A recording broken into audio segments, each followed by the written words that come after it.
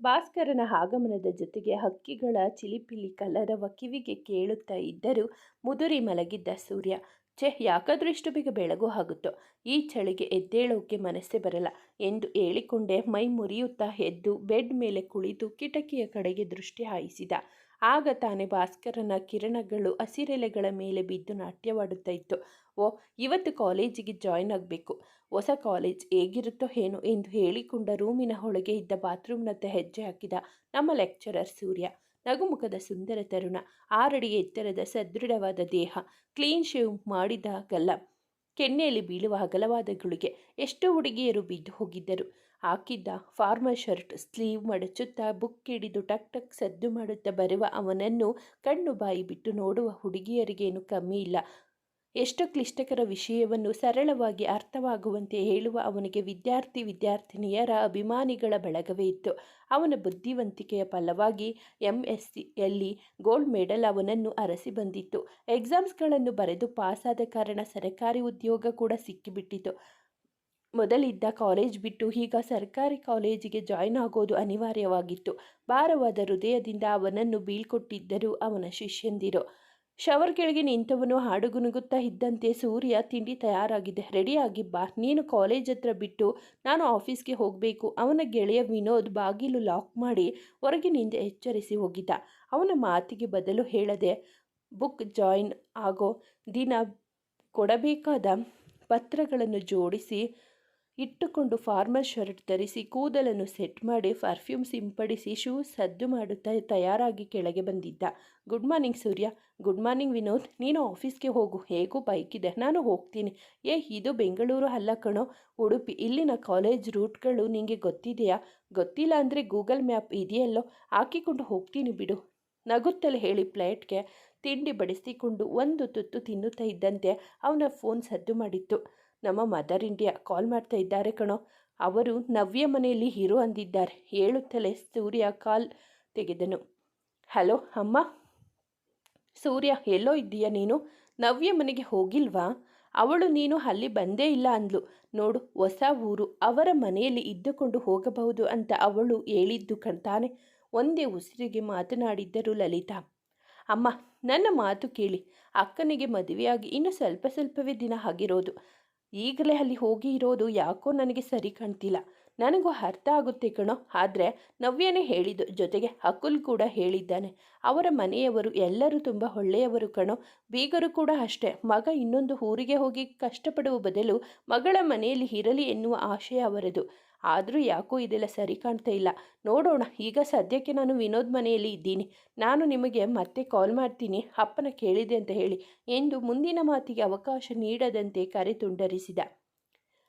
ಏನಂತೋ ನಿಮ್ಮ ಅಮ್ಮಂದು? ಅದೇ ಕಣೋ, ಅಕ್ಕನ ಮನೆಯಲ್ಲಿ ಇರು ಅಂತ ಹೇಳ್ತಾ ಇರೋದು ತಾನೆ. ಯಾಕೋ ಅಲ್ಲಿ ಸರಿ ಹೋಗಲ್ಲ ಅನಿಸ್ತಾ ಇದೆ ಕಣೋ. ಆದರೆ ಈ ಅಮ್ಮ ಬಿಡೋ ಹಾಗೆ ಕಾಣ್ತಾ ಇಲ್ಲ. ಸೂರ್ಯ ಹೇಳುತ್ತಾ ಕೈ ತೊಳೆಯಲು ಎದ್ದು ಹೋಗಿದ್ದ. ಹೋಗಿ ನೋಡು, ಅಲ್ಲಿ ಸರಿ ಹೋಗ್ತಿಲ್ಲ ಅಂದರೆ ಇಲ್ಲಿಗೆ ಬಂದು ಬಿಡು, ನನಗೇನು ತೊಂದರೆ ಇಲ್ಲ. ಆದರೆ ಬ್ಯಾಚುಲರ್ ಲೈಫ್, ಅಡುಗೆ ತಿಂಡಿ ಎಲ್ಲ ಅಡ್ಜಸ್ಟ್ ಮಾಡಿಕೊಂಡು ಹೋಗಬೇಕು ಅಷ್ಟೆ. ಅದೆಲ್ಲ ಏನೂ ಬೇಡ, ನಾನು ಇಲ್ಲೇ ಇರ್ತೀನಿ. ಬಾಯ್, ನಾನು ಹೊರಡ್ತೀನಿ. ಮೊದಲ ದಿನ ಸರ್ ಲೇಟ್ ಅಂತ ಸ್ಟೂಡೆಂಟ್ಸ್ ಆಡಿಕೊಳ್ಳಬಾರದು. ಸೂರ್ಯ ಹೇಳುತ್ತಲೇ ತನ್ನ ರಾಯಲ್ ಎನ್ಫೀಲ್ಡ್ ಸ್ಟಾರ್ಟ್ ಮಾಡಿದ. ಅದ್ವಿ, ನಿಂಗೆ ಇನ್ನೂ ಹೊತ್ತಾಗಿಲ್ವಾ? ಕಾಲೇಜಿನ ಮೊದಲ ದಿನಾನೇ ಲೇಟ್ ಹೋಗ್ತಾ ಇದ್ದೀಯಾ? ನೀನು ಬೈಗಳು ತಿನ್ನೋಕೆ ಕಾಯ್ತಾ ಇರೋದು ಅನಿಸ್ತಾ ಇದೆ ನನಗೆ. ಅಡುಗೆ ಮನೆಯಿಂದ ಒಂದೇ ಸಮನೆ ಕರೆಯುತ್ತಾ ಇದ್ದರು ಅರುಣ. ಅಯ್ಯೋ ಅಮ್ಮ, ಬಂದೆ. ನೀವು ಯಾಕೆ ಕೂಗುತ್ತಾ ಇರೋದು? ಈಗ ನಾವು ಫೈನಲ್ ಇಯರ್, ನಮ್ಮ ತಂಟೆಗೆ ಯಾರೂ ಬರಲ್ಲ. ಬಾಯ್, ತಿಂಡಿ ನಾನು ಕ್ಯಾಂಟೀನಲ್ಲಿ ತಿಂತೀನಿ, ಟಿಫಿನ್ ಕೊಡಿ. ರೆಡಿ ಮಾಡಿಸಿಕೊಂಡು ಮೊದಲೇ ಅವಳು ಹೊರಗೆ ಓಡಿದಳು. ಎಲ್ಲ ಕಡೆ ಈ ರೀತಿ ಓಡೋ ಬದಲು ಸ್ವಲ್ಪ ಬೇಗ ಎದ್ದೇಳಬಾರ್ದಾ? ದೇವರ ಕೋಣೆಯಿಂದ ಹೊರ ಬರುತ್ತಾ ಹೇಳಿದ್ದಳು ಅವಳ ಅತ್ತಿಗೆ ನವ್ಯ. ಅಯ್ಯೋ ಅತ್ತಿಗೆ, ಚಳಿಗೆ ಎದ್ದೇಳೋಕೆ ಮನಸ್ಸೇ ಬರಲ್ಲ. ಎಲ್ಲಿ ನಮ್ಮಣ್ಣ ಕಾಣಿಸುತ್ತಿಲ್ಲ? ಅವರು ರೂಮಲ್ಲಿ ಇರಬೇಕು ಕಣೆ. ಸರಿ, ಸಂಜೆ ಮಾತನಾಡೋಣ. ಬಾಯ್. ಅಪ್ಪ ಬಾಯ್. ಪೇಪರ್ ಓದುತ್ತಿದ್ದ ರಾಜೀವ್ ಅವರಲ್ಲಿ ಹೇಳಿ ತನ್ನ ಸ್ಕೂಟಿ ಹತ್ತಿರ ಹೋಗಿದ್ದಳು. ದೇವರೇ, ದೊಡ್ಡದಾಗಿ ಎಲ್ಲರೆದುರು ಹೇಳಿ ಬಂದಾಯಿತು. ಆದರೆ ಮೊದಲ ದಿನಾನೇ ಯಾವ ಲೆಕ್ಚರರ್ಗಳ ಕೈಯಿಂದನೂ ಬೈಗುಳ ಸಿಗದೆ ಇರೋ ಥರ ನೋಡಿಕೊ ಪ್ಲೀಸ್. ದೇವರಲ್ಲಿ ಬೇಡಿಕೊಂಡು ಸ್ಕೂಟಿ ಸ್ಟಾರ್ಟ್ ಮಾಡಿದಳು. ಮೆಲ್ಲ ಹೋಗೆ, ಸ್ಪೀಡಾಗಿ ಹೋಗಬೇಡ. ಬಾಲ್ಕನಿಯಲ್ಲಿ ನಿಂತಿದ್ದ ಅಕುಲ್ ತಂಗಿಗೆ ಕೂಗಿ ಹೇಳಿದ. ನಂಗೊತ್ತು, ನೀನು ನಿನ್ನ ಕೆಲಸ ಮಾಡ್ಕೊ, ಉತ್ತರ ಬಿಸಾಕಿದಳು. ಬಟ್ಟಲು ಕಂಗಳ ಸುಂದರಿ ನಮ್ಮ ಅದ್ವಿತಾ. ಫೈನಲ್ ಇಯರ್ BCA ಓದುತ್ತಿದ್ದಾಳೆ. ವಯಸ್ಸಿಗೆ ತಕ್ಕಂತಹ ಗಂಭೀರತೆ ಇಲ್ಲ. ತುಂಟಾಟ ಎನ್ನುವುದು ಅವಳ ತಾಯಿಯ ದೂರು. ಓದುವುದರಲ್ಲಿ ಬುದ್ಧಿವಂತೆ. ಪಟಪಟ ಹರಳು ಹುರಿದಂತೆ ಮಾತನಾಡುವ ಅವಳಿಗೆ ಗೆಳತಿಯರ ಬಳಗವೂ ಹೆಚ್ಚು. ಮನೆಯಿಂದ ಹೊರಟ ಅದ್ವಿತಾ ಟ್ರಾಫಿಕ್ನಲ್ಲಿ ಸಿಕ್ಕಿ ಹಾಕಿಕೊಂಡಿದ್ದಳು. ಇವತ್ತು ನನ್ನನ್ನು ಆ ದೇವರು ಕೂಡ ಕಾಪಾಡೋಕೆ ಸಾಧ್ಯ ಇಲ್ಲ ಅನ್ನಿಸ್ತಾ ಇದೆ. ದೇವರ, ಹೇಗಾದರೂ ನನ್ನನ್ನು ಒಮ್ಮೆ ಕಾಲೇಜ್ ತಲುಪಿಸಿಬಿಡು. ಬೇಡುತ್ತಲೇ ಸ್ವಲ್ಪ ಸಂಧಿ ಸಿಕ್ಕ ಕೂಡಲೇ ಸ್ಕೂಟಿ ನುಗ್ಗಿಸಲು ನೋಡಿದಳು. ಹೇಗೋ ಟ್ರಾಫಿಕಲ್ಲಿ ಸಿಕ್ಕಿ ಹಾಕಿಕೊಂಡು ಮುಂದೆ ಹೋಗುತ್ತಾ ಇದ್ದಂತೆ ಅವಳ ಗೆಳತಿಯ ಕಾಲ್ ಬಂದಿತ್ತು.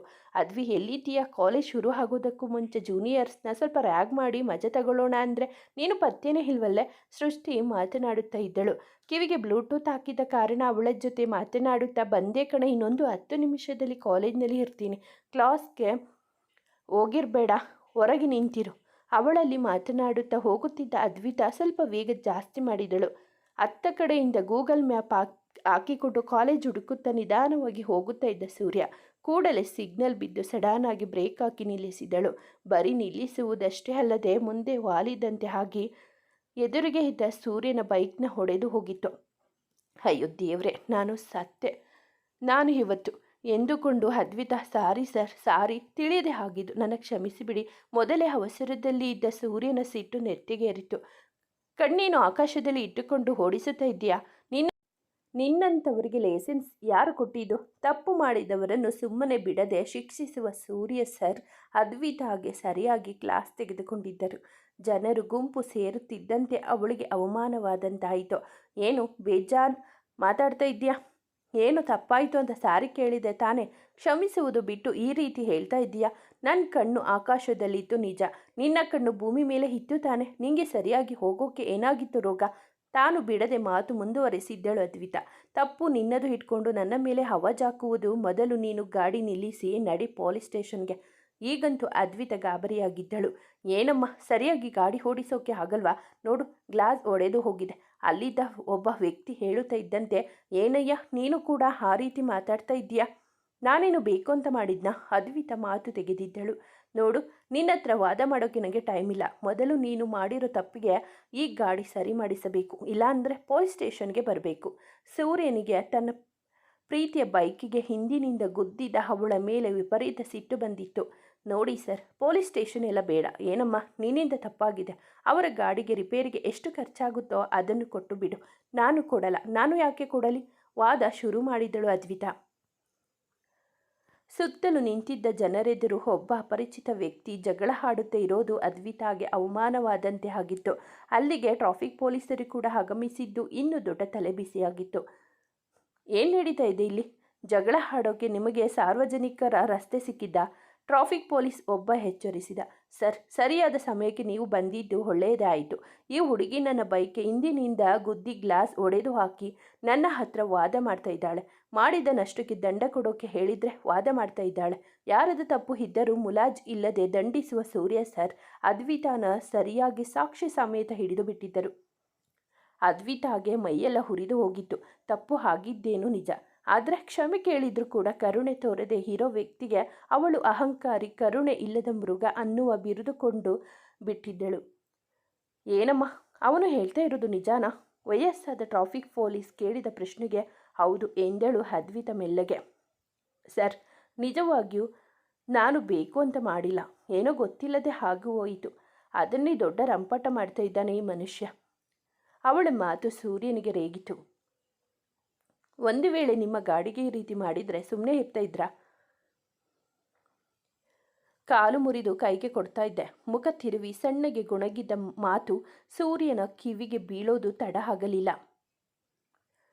ಅದೇ ಕೆಲಸ ನಾನು ಕೂಡ ಮಾಡ್ಲಾ? ವಾಟ್? ನೋಡು, ನಿನ್ನ ಹತ್ರ ವಾದ ಮಾಡೋಕೆ ನನಗೆ ಸಮಯ ಇಲ್ಲ. ಹಣ ಕೊಟ್ಟು ಬಿಡು. ಅವನು ಹೇಳ್ತಾ ಇರೋದು ಸರಿಯಾಗಿದೆ. ಅವನಿಗೆ ಎಷ್ಟು ಖರ್ಚು ಬೀಳುತ್ತೋ ಅಷ್ಟು ಹಣ ಕೊಟ್ಟು ಹೋಗಿಬಿಡು. ಕಾಲೇಜು ಹುಡುಗಿ ಥರ ಕಾಣ್ತಾ ಇದ್ದೀಯಾ? ಅವಳು ಹಾಕಿದ್ದ ಕಾಲೇಜಿನ ಯೂನಿಫಾರ್ಮ್ ನೋಡಿ ಕಂಡು ಹಿಡಿದ ಪೊಲೀಸ್ ಹೇಳಿದರು. ಎಷ್ಟು ಕೊಡಬೇಕು? 10,000. ವಾಟ್? ಈ ಡಬ್ಬ ಗಾಡಿಗೆ 10,000? ನನ್ನ ಕೈಲಿ ಆಗಲ್ಲ. ಏಯ್, ಯಾರ ಗಾಡಿಗೆ ಡಬ್ಬ ಅಂತ ಇದೆಯಾ? ಮರ್ಯಾದೆಯಾಗಿ ಮಾಡಿರೋ ತಪ್ಪಿಗೆ ದುಡ್ಡು ಕೊಟ್ಟು ಹೋದರೆ ಸರಿ. ಸೂರ್ಯನ ಸಿಟ್ಟು ನೆತ್ತಿಗೇರಿತು. ಏನಮ್ಮ, ಏನೋ ತಪ್ಪು ನಿನ್ನ ಕಡೆಯಿಂದ ಇಟ್ಟುಕೊಂಡು ಅವನ ಜೊತೆಗೆ ಜಗಳ ಆಡ್ತಾ ಇದೆಯಾ? ಮರ್ಯಾದೆಯಾಗಿ ನೀವು ಇಬ್ಬರು ಇಲ್ಲಿಂದ ನಿಮ್ಮ ಸೆಟಲ್ಮೆಂಟ್ ಮುಗಿಸಿ ಹೊರಡ್ತೀರೋ ಅಥವಾ ಇಬ್ಬರನ್ನು ಸ್ಟೇಷನ್ಗೆ ಕರ್ಕೊಂಡು ಹೋಗ್ಲಾ? ಪೊಲೀಸ್ ಅಷ್ಟು ಹೇಳಿದ ಮೇಲೆ ಬೇರೆ ದಾರಿ ಕಾಣದೆ ಒಳಗೊಳಗೆ ಬೈದುಕೊಂಡು ಕೊಡುವ ಮನಸ್ಸಿಲ್ಲದೆ ಜಾಲಾಡಿ ಹಣ ಸ್ವಲ್ಪ ಸ್ನೇಹಿತರ ಹತ್ತಿರ ಪಡೆದು ಕೊಟ್ಟು ಬಿಟ್ಟಳು ಅದ್ವಿತಾ. ಅವಳಿಗೆ ಮತ್ತೆ ಕಾಲೇಜಿನ ಕಡೆ ಹೋಗುವ ಮನಸ್ಸಾಗಲಿಲ್ಲ. ಈಗಾಗಲೇ ಕ್ಲಾಸ್ ಶುರುವಾಗಿರುತ್ತೆ. ಈಗ ನಾನು ಮಧ್ಯದಲ್ಲಿ ಹೋಗಿ ಬೈಗುಳ ಕೇಳುವ ಬದಲು ಮನೆಗೆ ಹೋಗುವುದೇ ಒಳ್ಳೆಯದು ಎಂದು ಲೆಕ್ಕಾಚಾರ ಹಾಕುತ್ತಾ ಸ್ಕೂಟಿ ಮನೆಯ ಕಡೆಗೆ ತಿರುಗಿಸಿದಳು. ಎಷ್ಟು ಧೈರ್ಯ ಅವಳಿಗೆ! ನನ್ನ ಗಾಡಿಗೆ ಗುದ್ದಿ ನನ್ನ ಗಾಡಿಗೆ ಡಬ್ಬ ಅಂತಾಳೆ. ಅವಳಿಂದಾಗಿ ನಾನು ಕಾಲೇಜಿಗೆ ಹೋಗಿ ಜಾಯ್ನ್ ಆಗೋದು ಕೂಡ ತಡ ಆಗೋಯ್ತು. ಬೈಯುತ್ತಲೇ ಕಾಲೇಜಿಗೆ ಬಂದಿದ್ದ. ತನ್ನ ಡಾಕ್ಯುಮೆಂಟ್ಸ್ ಕೊಟ್ಟು ರಿಪೋರ್ಟ್ ಮಾಡಿಕೊಂಡು ಪ್ರಿನ್ಸಿಪಲ್ ಹೇಳಿದಂತೆ ತಾನು ತೆಗೆದುಕೊಳ್ಳಬೇಕಾದ ಕ್ಲಾಸಿನ ಟೈಮ್ ಟೇಬಲ್ ನೋಟ್ ಮಾಡಿಕೊಂಡಿದ್ದ. ಸುಮ್ಮನೆ ಕುಳಿತು ಅಭ್ಯಾಸವಿಲ್ಲದವನು ಸೀದಾ ಲೈಬ್ರರಿ ಕಡೆಗೆ ಹೊರಡುತ್ತಾ ಇದ್ದಂತೆ ಫೋನ್ ರಿಂಗ್ ಆಗಿತ್ತು. ಅರೆ, ಅಕ್ಕ ಕಾಲ್ ಮಾಡ್ತಾ ಇದ್ದಾಳೆ. ಬಹುಶಃ ಅವಳಿಗೆ ನಾನು ಅಲ್ಲಿಗೆ ಹೋಗಿಲ್ಲ ಅಂತ ಸಿಟ್ಟು ಬಂದಿರಬಹುದು ಎಂದು ತಲೆ ಕೆರೆದುಕೊಂಡು ಫೋನ್ ರಿಸೀವ್ ಮಾಡಿದ. ಅಲ್ಲ ಸೂರ್ಯ, ಎಲ್ಲಿದ್ದೀಯಾ? ಕಾಲೇಜ್ ಜಾಯ್ನ್ ಆದ್ಯಾ? ಹಾಂ ಅಕ್ಕ, ಈಗ ತಾನೇ ಬಂದೆ. ಕಾಲೇಜಲ್ಲಿ ಇದ್ದೀನಿ. ನಿನ್ನನ್ನು ನಾನು ಮನೆಗೆ ಬಾ ಅಂದಿದ್ದೆ ತಾನೇ? ನಮ್ಮ ಮನೆಯಿಂದಲೇ ಹೋಗಬಹುದು ಅಂತ ಕೂಡ ಹೇಳಿದೆ. ಆದರೆ ನೀನು ನನ್ನ ಮಾತು ಕೇಳಿಲ್ಲ ಅಲ್ಲ ಅಕ್ಕ. ಅದು ಆಗಲ್ಲ. ಹಾಗೂ ಇಲ್ಲ ಹೀಗೂ ಇಲ್ಲ. ಸುಮ್ಮನೆ ನಿನ್ನ ಲಗೇಜ್ ತಗೊಂಡು ಸಂಜೆ ಮನೆಗೆ ಬರ್ತಾ ಇದ್ದೀಯಾ ಅಷ್ಟೇ. ನನ್ನ ಮೇಲೆ ಪ್ರೀತಿ ಗೌರವ ಇದೆ ಅನ್ನೋದೇ ಆದರೆ ಬಾ ಅಷ್ಟೇ. ನವ್ಯ ಮಾತಿಗೆ ಸೂರ್ಯ ತಲೆ ಬಾಗಲೇಬೇಕಾಯಿತು. ತನಗೆ ಸಿಕ್ಕಿದ ಕ್ಲಾಸ್ಗೆ ಮೊದಲ ದಿನ ಎಲ್ಲ ವಿದ್ಯಾರ್ಥಿಗಳಲ್ಲಿ ಪರಿಚಯ ಮಾಡಿಕೊಂಡು ಬಂದಿದ್ದ. ಅವನ ಸ್ನೇಹಮಯ ವ್ಯಕ್ತಿತ್ವ ಎಲ್ಲರಿಗೂ ತುಂಬ ಹಿಡಿಸಿತ್ತು. ಕಾಲೇಜಿಗೆ ಎಂದು ಹೋದ ಮಗಳು ಇದ್ದಕ್ಕಿದ್ದ ಹಾಗೆ ಬಂದಿದ್ದು ಅವಳ ತಾಯಿಗೆ ಅಚ್ಚರಿ. ಬರುವವಳು ಸುಮ್ಮನೆ ಬಾರದೆ ಗೊಣಗಿಕೊಂಡು ಬಂದಿದ್ದು ನೋಡಿ ಹೊರಗೆ ಅಂಗಳದಲ್ಲಿ ಬಟ್ಟೆ ಒಗೆಯುತ್ತಾ ಇದ್ದವರು ಸೋಫಿನ ನೊರೆ ತೊಳೆದುಕೊಂಡು ಮಗಳ ಬಳಿಗೆ ಧಾವಿಸಿ ಬಂದಿದ್ದರು. ಆ ಕೀಚಕ ನನ್ನ ದಿನಾನೇ ಹಾಳು ಮಾಡಿಬಿಟ್ಟ. ಅವನು ಏನಾದರೂ ನನ್ನ ಕೈಗೆ ಈಗ ಸಿಗಬೇಕು. ಕತ್ತು ಇಸಿಗೆ ಸಾಯಿಸಿ ಬಿಡ್ತೀನಿ. ಏನೋ ರೋಡ್ ಅಂತ ಸುಮ್ಮನೆ ಇದ್ದೆ. ಆಗ ಕೋಪದಲ್ಲಿ ಕುದಿಯುತ್ತಾ ಇದ್ದಳು ಅದ್ವಿತಾ. ಅದ್ವಿತಾ, ಏನೇ ಆಯಿತು? ಕಾಲೇಜಿಗೆ ಹೋಗಿಲ್ವಾ? ರಜೆನ ಇವತ್ತು? ಅಯ್ಯೋ ಅಮ್ಮ, ಸುಮ್ಮನೆ ಹೋಗು. ನನಗೆ ನಂದೇ ಚಿಂತೆ ಆಗಿ ಹೋಗಿದೆ. ರಸ್ತೆಯಲ್ಲಿ ಆ ಕೀಚಕ, ಇಲ್ಲಿ ನೀನು. ನನ್ನ ಪಾಡಿಗೆ ನನ್ನ ಬಿಟ್ಟು ಬಿಡಿ. ಸೂರ್ಯ ಮೇಲಿನ ಕೋಪ ತಾಯಿಯ ಮೇಲೆ ತೋರಿಸಿ ದೊಡ್ಡ ದೊಡ್ಡ ಹೆಜ್ಜೆ ಹಾಕುತ್ತಾ ರೂಮಿಗೆ ಹೋಗಿ ಜೋರಾಗಿ ಬಾಗಿಲು ಹಾಕಿಕೊಂಡು ಬೆಡ್ ಮೇಲೆ ಕುಳಿತು 2 ಕೈ ತಲೆಗೆ ಇಟ್ಟಿದ್ದಳು. ಕಣ್ಣೆದುರು ಸೂರ್ಯನ ಮುಖ ತೇಲಿ ಹೋದಂತೆ ಆದ ಕಾರಣ ಅದೇ ಕೋಪಕ್ಕೆ ಬೆಡ್ ಮೇಲೆ ಇದ್ದ ದಿಂಬು ಮೂಲೆ ಸೇರಿತು. ಎಷ್ಟು ಧೈರ್ಯ ಅವನಿಗೆ! ನನ್ನನ್ನೇ ಬೈತಾನೆ. ಗೊತ್ತಿಲ್ಲದೆ ಆದ ತಪ್ಪಿಗೆ ಇಷ್ಟೆಲ್ಲ ಮಾತಾಡಿ ದೊಡ್ಡದು ಮಾಡೋ ಅಗತ್ಯ ಇತ್ತ? 10,000 ನನ್ನ ಕೈಯಿಂದ ಹೋಯಿತು. ನಿನ್ನ ನಾನು ಸುಮ್ಮನೆ ಬಿಡಲ್ಲ ಕಣೋ. ಇನ್ನೊಂದು ಸಲ ನೀನು ನನ್ನ ಕೈಗೆ ಸಿಕ್ಕಿದ್ರೆ ಒಂದು ಗತಿ ಕಾಣಿಸದೆ ಹೋದರೆ ನಾನು ಅದ್ವಿತಾ ಅಲ್ವೇ ಅಲ್ಲ. ಕಣ್ಣಿಗೆ ಬೀಳುತ್ತಾ ಇದ್ದ ಮುಂಗುರುಳು ಹಿಂದಕ್ಕೆ ತಳ್ಳಿ ಹೇಳಿದಳು. ತುಮಗುಡುತ್ತಾ ಹೆಜ್ಜೆ ಹಾಕುತ್ತಾ ಹೋದ ಮಗಳನ್ನು ನೋಡಿ ಅರುಣ ಅವರಿಗೆ ಏನೆಂದು ಅರ್ಥ ಆಗಲಿಲ್ಲ. ಅತ್ತೆ, ಏನಾಯಿತು? ಇಲ್ಲೇ ನಿಂತಿದ್ದೀರಿ? ಅಲ್ಲಿಗೆ ಬಂದ ನವ್ಯ ಕೇಳಿದ ಕೂಡಲೇ ಅದ್ವಿತಾ ಕೋಪ ಮಾಡಿಕೊಂಡು ಹೋದ ವಿಷಯ ಹೇಳಿದರು. ಅಯ್ಯೋ ಅತ್ತೆ, ಹೌದಾ? ಏನಾಯಿತು? ಅದೇ ವಿಚಾರಿಸಿದೆ. ಏನೊಂದು ಹೇಳದೆ ಕೋಪ ಮಾಡಿಕೊಂಡು ಹೋದರೆ ಏನು ಅಂತ ಅರ್ಥ ಮಾಡಿಕೊಳ್ಳುವುದು. ನೀನು ಹೇಳು. ಅದೇನೋ ಕೀಚಕ ಅಂತ ಹೇಳ್ತಾ ಇದ್ಲು. ಕೀಚಕನ ಅಂದರೆ ಏನೋ ಆಗಿರಬೇಕು. ಬನ್ನಿ ವಿಚಾರಿಸೋಣ. ಇಬ್ಬರು ಅದ್ವಿತಾ ರೂಮಿನ ಬಾಗಿಲು ತಟ್ಟಲು ಶುರು ಮಾಡಿದ್ದರು.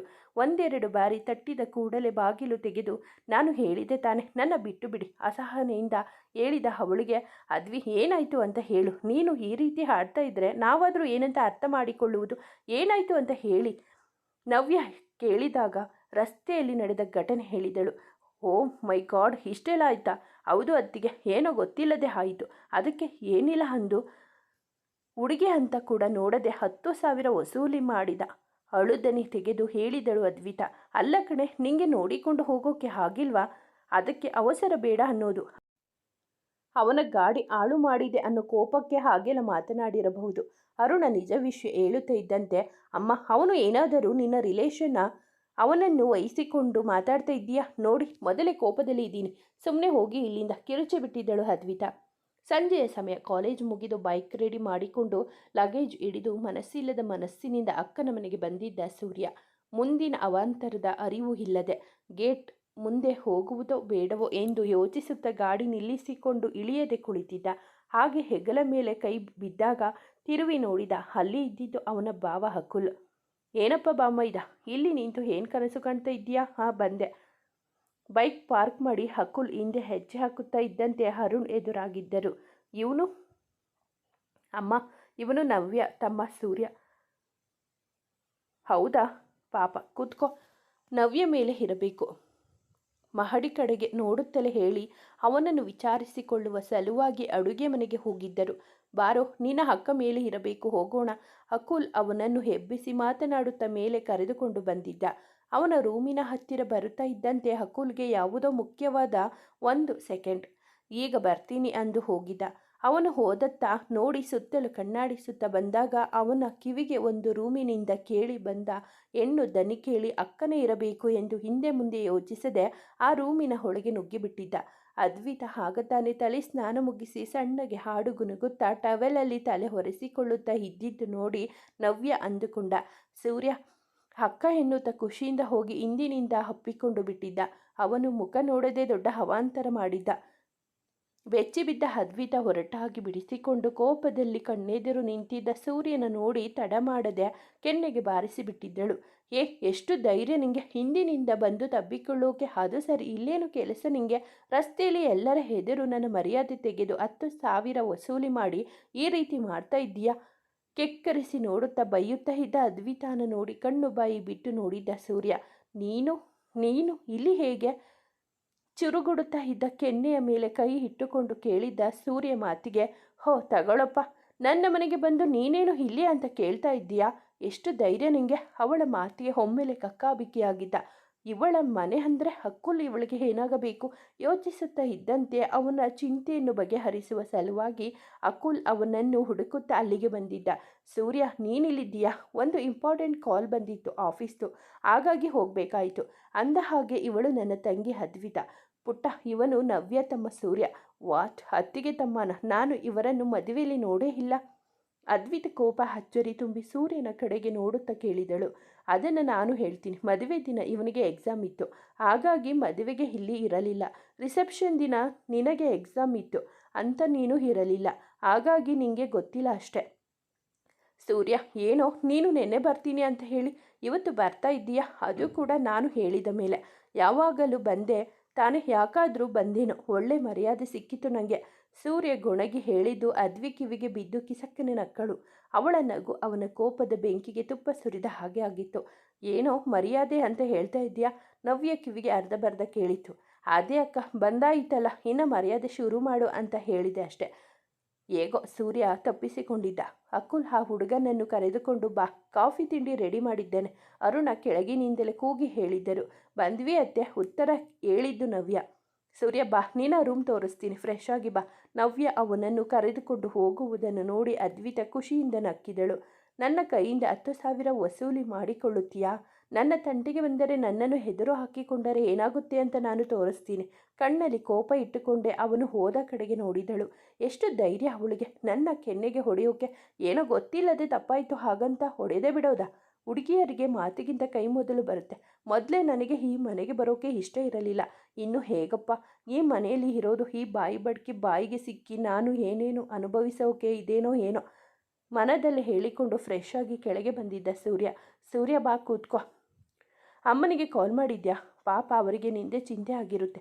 ಕಾಫಿ ಜೊತೆಗೆ ಸಂಜೆ ಮಾಡಿದ ಸ್ನ್ಯಾಕ್ಸ್ ಪ್ಲೇಟ್ ಅವನ ಎದುರು ಇಟ್ಟಿದ್ದಳು ನವ್ಯ. ತಿಂಡಿ ಪ್ಲೇಟ್ ಸ್ವಲ್ಪ ದೂರ ತಳ್ಳಿ, ನನಗೆ ಕಾಫಿ ಮಾತ್ರ ಸಾಕು ಅಕ್ಕ ಎಂದಿದ್ದ ಸೂರ್ಯ. ಈಗಾಗಲೇ ಅವನಿಗೆ ಅದ್ವಿ ಹೊಟ್ಟೆ ತುಂಬಿಸಿ ಕಳುಹಿಸಿ ಬಿಟ್ಟಿದ್ದಾಳಲ್ಲ, ಯಾಕೋ ಕಾಲೇಜಿನಲ್ಲಿ ಏನಾದರೂ ಸಮಸ್ಯೆ ಆಯಿತಾ?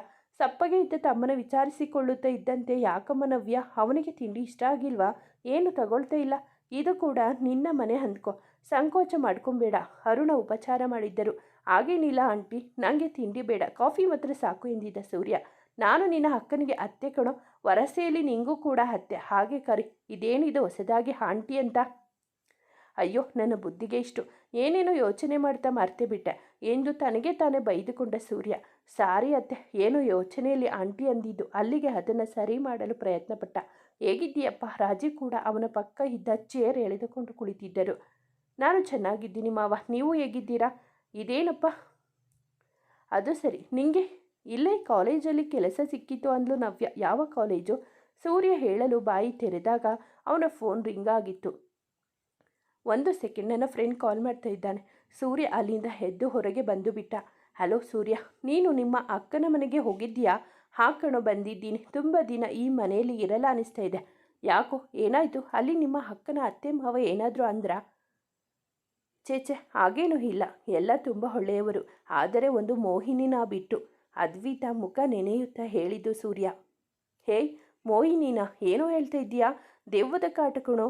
ಸ್ವಲ್ಪ ಜೋರಾಗಿ ಹೇಳಿದ ಸೂರ್ಯ. ಯಾಕೆಂದರೆ ಅಲ್ಲೇ ದೂರದಲ್ಲಿ ಇದ್ದ ಅದ್ವಿತ ಕಿವಿಗೆ ಬೀಳಲಿ ಅನ್ನೋದು ಅವನ ಆಶಯ. ಯಾವ ದೆವ್ವ? ಏನು ಹೇಳ್ತಾ ಇದ್ದೀಯಾ ನೀನು? ಈ ಮನೆಯಲ್ಲಿ ದೆವ್ವದ ಕಾಟ ಇದೆ. ಅದು ಒಬ್ಬರ ಮೈ ಮೇಲೆ ಆಗಾಗ ಬಂದು ಹೋಗುತ್ತೆ. ಅದ್ವಿತ ಕಿವಿಗೆ ಜೋರಾಗಿ ಮಾತು ಬಿದ್ದು ಅವನು ತನಗೆ ಹೇಳುತ್ತಾ ಇರೋದು ಎನ್ನುವುದು ತಿಳಿಯುತ್ತಾ ಇದ್ದಂತೆ ಅವನ ಕಡೆಗೆ ದಾಪು ಕಾಲು ಹಾಕುತ್ತಾ ಬಂದಿದ್ದಳು. ಆಮೇಲೆ ಮಾಡ್ತೀನಿ ಬಾಯ್ ಎಂದು ಕಾಲ್ ಕಟ್ ಮಾಡಿ ಅವಳಿಂದ ತಪ್ಪಿಸಿಕೊಂಡು ಹೋಗಬೇಕು ಎಂದು ನೋಡಿದಾಗ ಅವನು ಹೋಗದಂತೆ ಅಡ್ಡ ಕೈ ಹಿಡಿದು ಗುರಾಯಿಸಿ ನಿಂತಿದ್ದಳು. ಸೈಡ್ ಬಿಡ, ಹೋಗಬೇಕು. ನಿಂತ್ಕೊಳ್ಳಯ್ಯ. ಏನು ಹೇಳ್ತಾ ಇದ್ದೆ? ನಿನ್ನ ಕಣ್ಣಿಗೆ ನಾನು ದೆವ್ವದ ಥರ ಕಾಣಿಸ್ತಾ ಇದ್ದೀನಾ? ಕಣ್ಣು ಅರಳಿಸುತ್ತಾ ಮುಖದ ಹತ್ತಿರ ಮುಖ ತಂದು ಕೇಳಿದ ಅವಳನ್ನು ನೋಡಿದ ಸೂರ್ಯ. ಪಟ್ಟನೆ ದೆವ್ವನ? ದೆವ್ವ ಅನ್ನದೆ ಇನ್ನೇನು ಅವ್ವ ಅನ್ನೋಕೆ ಆಗುತ್ತಾ? ನೋಡು, ನಿಂದು ಜಾಸ್ತಿ ಆಯಿತು. ನನ್ನೇ ದೆವ್ವ ಅನ್ನೋಕೆ ಎಷ್ಟು ಧೈರ್ಯ ನಿಂಗೆ? ಕಣ್ಣು ಬಾಯಿ ಮೂಗು ಎಲ್ಲವನ್ನು ಬಳಸಿಕೊಂಡು ಮಾತನಾಡಿದ ಅವಳನ್ನೇ ದಿಟ್ಟಿಸಿ ನೋಡಿದ ಸೂರ್ಯ. ಕಪ್ಪನೆ ಪಟಪಟ ಹೊಡೆದುಕೊಳ್ಳುವ ಕಣ್ಣುಗಳು, ನೀಲ ನಾಸಿಕ, ಪುಟ್ಟ ಬಾಯಿ, ಗಲ್ಲದ ಮೇಲೆ ಇರೋ ಪುಟ್ಟ ಮಚ್ಚೆ ಅವಳ ಮುದ್ದು ಮುಖಕ್ಕೆ ಚೆನ್ನಾಗಿ ಒಪ್ಪುತ್ತದೆ. ಮುಖದಲ್ಲಿ ತುಂಟತನ ಎದ್ದು ಕಾಣುತ್ತಾ ಇತ್ತು. ತನ್ನನ್ನು ನುಂಗುವಂತೆ ನೋಡುತ್ತಾ ಇದ್ದವನ ಮುಂದೆ ಕೈ ಹಾಡಿಸಿ, ಏನಯ್ಯ ನುಂಗುವ ಹಾಗೆ ನೋಡ್ತಾ ಇದ್ದೀಯಾ? ತೆಗೆದು ಬಿಟ್ಟ ಅಂದರೆ ಮುಖ ಹಲಸಿನ ಹಣ್ಣು ಆಗಬೇಕು. ಅವಳ ಆವಾಜ್ ನೋಡಿ ಸೂರ್ಯನಿಗೆ ಜೋರು ನಗು ಬಂದಿತು.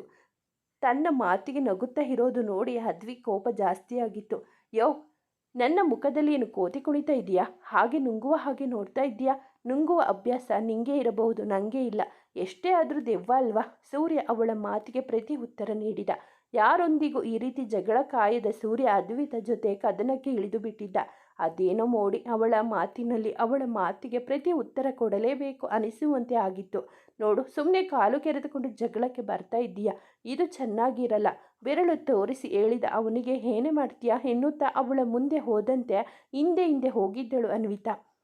ನನ್ನ ಏನೇ ಅಂತೀಯ? ನೀನು ಇರೋದು ನಮ್ಮ ಮನೆಯಲ್ಲಿ. ಏನೋ ಅತ್ತಿಗೆ ತಮ್ಮ ಅಂತ ಸಮಾಧಾನದಿಂದ ಮಾತಾಡಿದರೆ ನಿಂದು ಅತಿ ಆಯಿತು.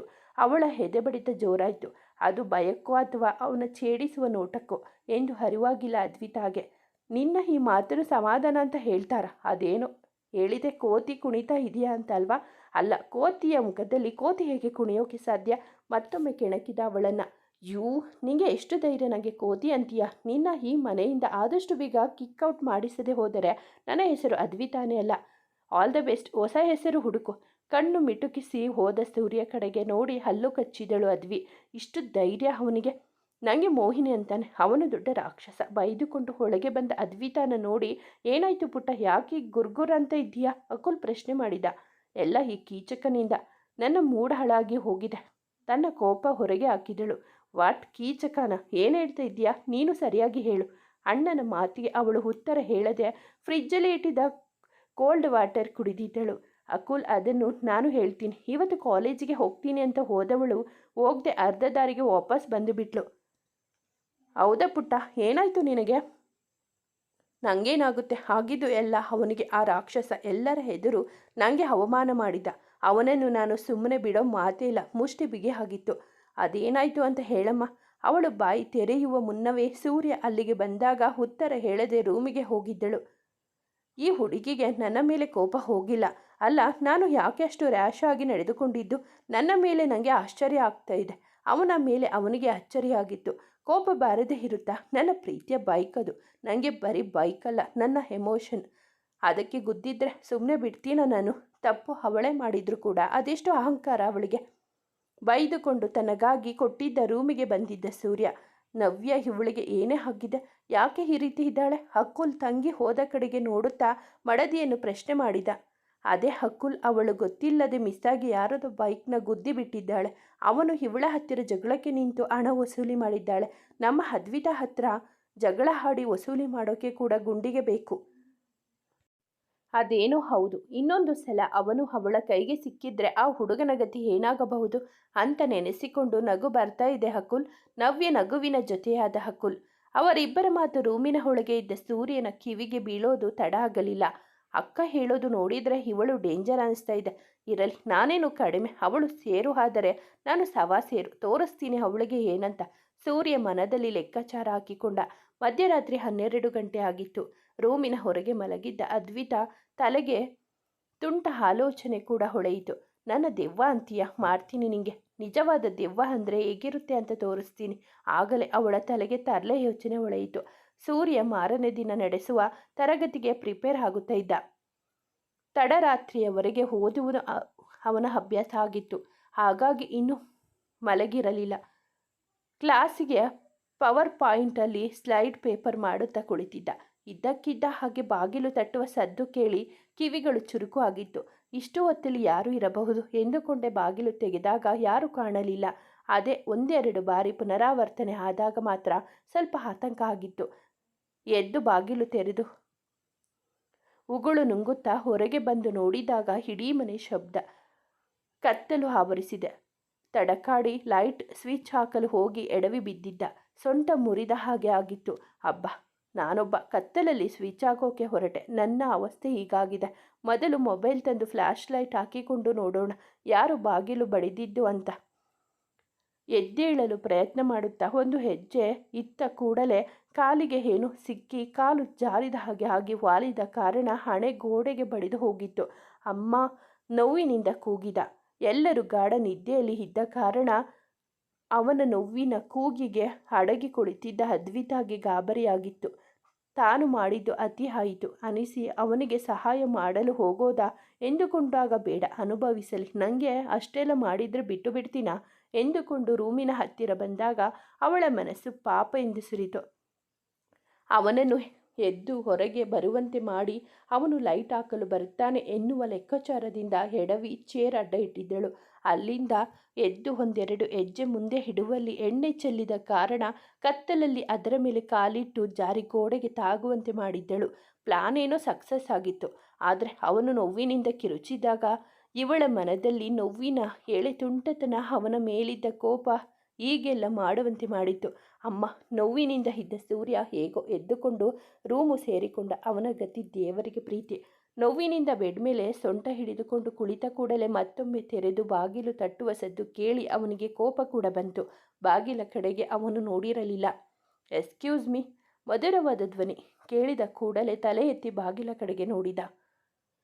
ಟೀ ಶರ್ಟ್ ನೈಟ್ ಪ್ಯಾಂಟ್ ಹಾಕಿಕೊಂಡು ಕೂದಲನ್ನು ಎತ್ತಿ ಕ್ಲಿಪ್ ಹಾಕಿ ಕೈಯಲ್ಲಿ ಮೂ ಹಿಡಿದು ನಿಂತಿದ್ದವಳನ್ನು ನೋಡುತ್ತಲೇ ಆಗಿದ್ದ ಅವಾಂತರಕ್ಕೆ ಇವಳೇ ಕಾರಣ ಎಂದು ಸ್ಪಷ್ಟ ಆಗಿತ್ತು. ತಗೊಳ್ಳಿ, ಮಾಡೋದೆಲ್ಲ ಮಾಡಿ ಈಗ ಮುಲಾಮು ಹಚ್ಚೋಕೆ ಬಂದಿದ್ದೀಯಾ? ಹಲೋ, ಹಚ್ಚೋಕೆ ಬಂದಿಲ್ಲ, ಹಚ್ಚಿಕೋ ಅಂತ ಕೊಟ್ಟು ಹೋಗೋಕೆ ಬಂದೆ. ಹೆಣ್ಣು ಮಕ್ಕಳ ಮನಸ್ಸು ಮೃದು, ಬೇಗ ಕರಗಿಬಿಡುತ್ತೆ. ಏನು ಮಾಡೋಕೆ ಆಗಲ್ಲ, ದೊಡ್ಡ ಉಪಕಾರ ಎನ್ನುವಂತೆ ಹೇಳಿದ. ಅವಳನ್ನು ಕಣ್ಣು ದೊಡ್ಡದು ಮಾಡಿ ನೋಡಿದ ಸೂರ್ಯ. ಏಯ್, ಏನು ಹಾಗೆ ದುರುಗುಟ್ಟಿ ನೋಡ್ತಾ ಇದ್ದೀಯಾ? ಈಗ ಬರೀ ಸೊಂಟ ನೋವು ಬಂದಿದೆ, ಮುಂದಿನ ಗತಿ ಅದೇ ಕಣ್ಣಿಗೆ. ಇವಳು ಹಾಗೆ ಮಾಡಿದ್ರು ಮಾಡಿಬಿಡ್ತಾಳೆ ಭದ್ರಕಾಳಿ ಎಂದುಕೊಂಡ ಸೂರ್ಯ ಬೇಗ ಕಣ್ಣಿನ ನೋಟ ತಪ್ಪಿಸಿದ. ಅವನ ಕೈ ಎಳೆದುಕೊಂಡು ಆಯಿಂಟ್ಮೆಂಟ್ ಕುಕ್ಕೆ ಅಲ್ಲಿಂದ ಹೋಗಿದ್ದಳು ಅದ್ವಿತಾ. ಅವಳು ಅತ್ತ ಹೋಗುತ್ತಲೇ ಹಾಕಿದ್ದ ಟೀ ಶರ್ಟ್ ತೆಗೆದು ಅವಳೇ ಕೊಟ್ಟ ಆಯಿಂಟ್ಮೆಂಟ್ ಕಷ್ಟಪಟ್ಟು ಹಚ್ಚುತ್ತಾ ಕತ್ತು ಹಿಂದೆ ತಿರುಗಿಸಿ ನೋಡುತ್ತಾ ಸೊಂಟಕ್ಕೆ ಹಚ್ಚುತ್ತಾ ಇದ್ದಂತೆ ಬಾಗಿಲು ದೂಡಿಕೊಂಡು ಬಂದಾಗಿತ್ತು ಅದ್ವಿತಾ. ಮೈ ಮೇಲೆ ಬಟ್ಟೆ ಇಲ್ಲದೆ ಬರೀ ನೈಟ್ ಪ್ಯಾಂಟ್ ಅಲ್ಲಿ ಇದ್ದವನ ನೋಡುತ್ತಾ ಕಿರುಚಿ ಕಣ್ಣಿಗೆ ಕೈ ಅಡ್ಡ ಹಿಡಿದು ನಿಂತಿದ್ದಳು. ಸೂರ್ಯನಿಗೂ ಮುಜುಗರ ಆಗಿತ್ತು. ಬೇಗ ಟೀ ಶರ್ಟ್ ನೋಡದೆ ಹೇಗೇಗೋ ಹಾಕಿಕೊಂಡ. ಹೇಯ್, ವಾಯ್ಸ್ ಜಾಸ್ತಿ ಆಗ್ತಾಯಿದೆ, ಏನೋ ಪಾಪ ಅಂತ. ನೀರು ಏನಾದರೂ ಬೇಕಾ ಅಂತ ಕೇಳೋಕೆ ಬಂದೆ, ಅದನ್ನೇ ದೊಡ್ಡ ಸೀನ್ ಮಾಡೋದು ಬೇಡ. ಅಮ್ಮ ತಾಯಿ, ಇಲ್ಲಿಂದ ಹೋಗಿಬಿಟ್ರೆ ಸಾಕು. ಈಗಾಗಲೇ ನೀರು ಕುಡಿಸಿ ಆಗಿದೆ ನನಗೆ ಸೂರ್ಯ ಹೇಳಿದಾಗ. Very good, keep it up. ಇಷ್ಟು ಭಯ ಇದ್ದರೆ ಸಾಕು ಎಂದು ಹೇಳಿ ಹೋದ. ಒಳಗಡೆ ನೋಡಿ ನಾನು ಇಲ್ಲೇ ಇದ್ದರೆ ಇವಳು ಚಟ್ಟ ಹತ್ತಿಸಿಬಿಡ್ತಾಳೆ. ಬೇಗ ವಿನೋದ್ ರೂಮಿಗೆ ಅಕ್ಕನಲ್ಲಿ ಹೇಳಿ ಹೇಗಾದರೂ ಇಲ್ಲಿಂದ ಹೋಗಿಬಿಡಬೇಕು. ಈ ಬಜಾರಿ ಕೈಯಲ್ಲಿ ಸಿಕ್ಕಿದ್ರೆ ನನ್ನ ಕತೆ ಅಷ್ಟೇ ಅಂದುಕೊಂಡ ಸೂರ್ಯ. ಮುಂದುವರೆಯುವುದು. ಸ್ನೇಹಿತರೆ, ಈ ಕತೆ ನಿಮಗೆ ಇಷ್ಟವಾಗಿದ್ದರೆ ದಯವಿಟ್ಟು ಒಂದು ಲೈಕ್ ಮಾಡಿ, ನಮ್ಮ ಚಾನಲನ್ನು ಸಬ್ಸ್ಕ್ರೈಬ್ ಆಗಿ, ಪಕ್ಕದಲ್ಲಿರುವ ಬೆಲ್ ಬಟನ್ ಕ್ಲಿಕ್ ಮಾಡಿ, ನಿಮ್ಮ ಫ್ರೆಂಡ್ಸ್ ಆ್ಯಂಡ್ ಫ್ಯಾಮಿಲಿಗೆ ಈ ಕಥೆಯನ್ನು ಶೇರ್ ಮಾಡಿ, ನಿಮ್ಮ ಅನಿಸಿಕೆ ಅಭಿಪ್ರಾಯವನ್ನು ಕಾಮೆಂಟಲ್ಲಿ ತಿಳಿಸಿ. ಕಥೆಯನ್ನು ಕೇಳಿದ್ದಕ್ಕಾಗಿ ಧನ್ಯವಾದಗಳು.